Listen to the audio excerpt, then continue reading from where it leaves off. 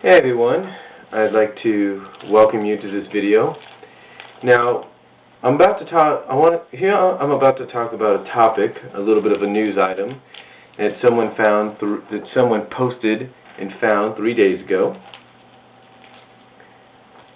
This news item, if you will, was found on one of the Sonic sites, which I will give a link to the topic right here on the right. But someone found this on one of the Sonic sites, and it's basically the former head writer, Ken Penders' thoughts, finally, on his impression of what Ian Flynn and Mike Pellerito are doing currently with the book, with the comic itself.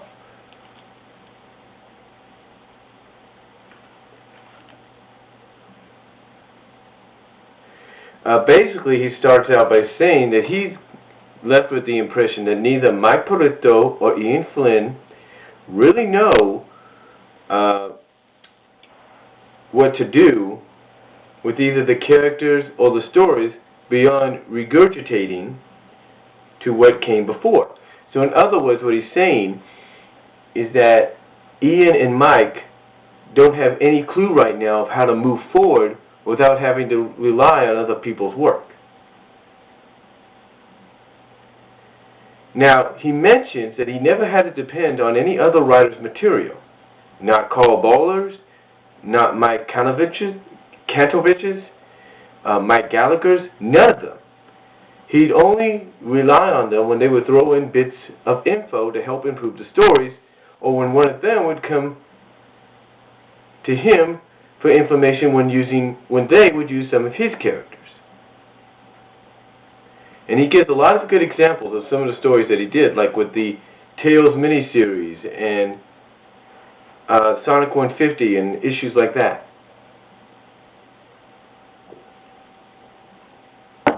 He even mentions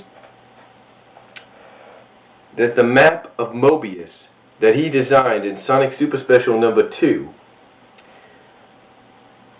was so that he would have some kind of jumping off point for Sonic to have some new adventures or a new threat to engage him.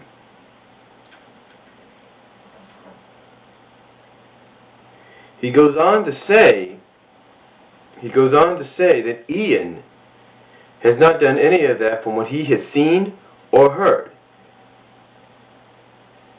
He says many of the stories that have appeared in issues 160 to 175, that's right, 160 to 175, basically from when Ian first started, were based off an outline Ken Penders, submitted to Mike Pellerito around the time he turned in the script to Sonic 157.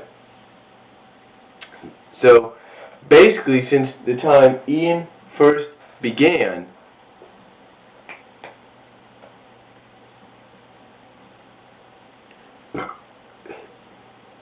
I'm trying to get my cat's attention here. But basically, he's saying from the time Ian began as the head writer, he has not done anything to really move forward and, capture the reader's imagination or make anything memorable to the point readers would still be talking about it today.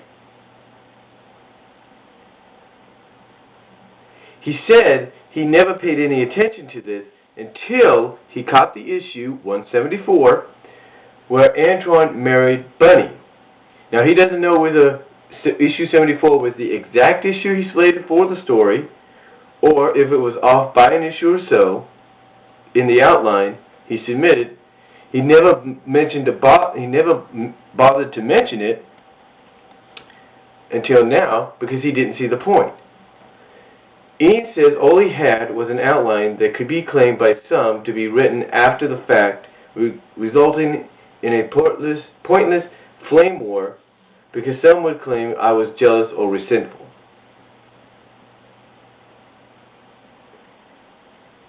Now, he does go on to say that he's extremely happy with his life right now.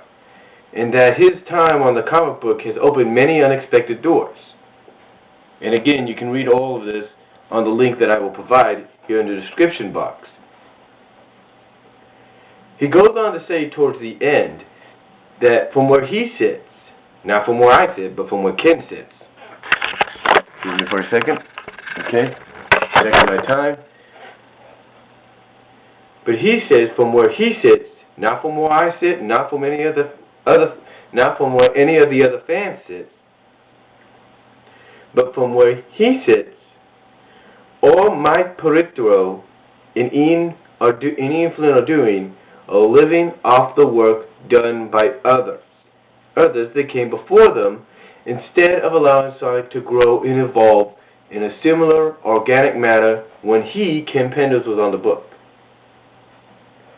He also especially doesn't consider anything either one of them, Ian or Mike P, does with any of the Echidnas characters, especially Locke, Knuckles' father, to be canon, as neither created the characters nor established them in stories as the viable fan favorites they became. So in other words, he's saying that what happened to Locke back in the Urjack saga is not canon. Didn't really happen, never should have happened, and that Locke's death, as far as he was concerned, was depicted in 143. Basically, during the Mobius 25 years later storyline, he's saying that in between that time frame is when Locke passed away, not because of the Urjack saga. That's what he's saying.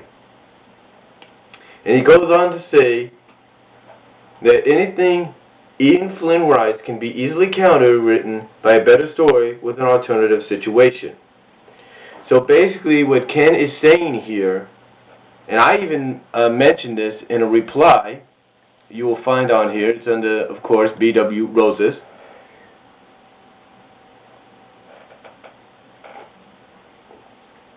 It's under B.W. Roses. It's on page 2.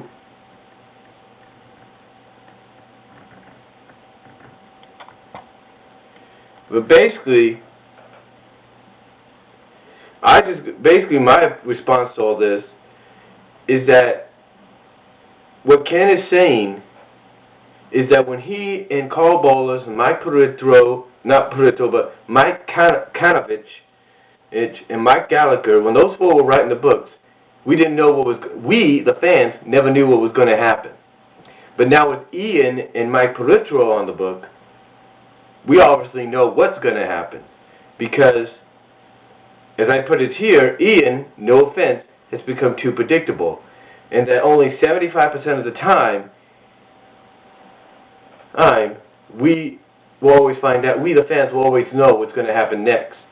Well, 25% of the time, we won't.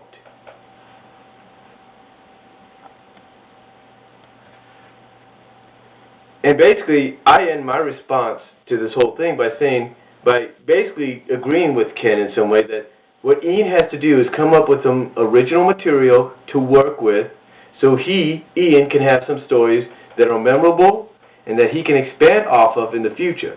Not copies or continuations of other people's work. That he continues to expand and work off even today. But again, the link's going to be right here in the description box. Maybe you'll read what's in it here in the description box. Maybe not. But again, the links, hopefully both links will be right there.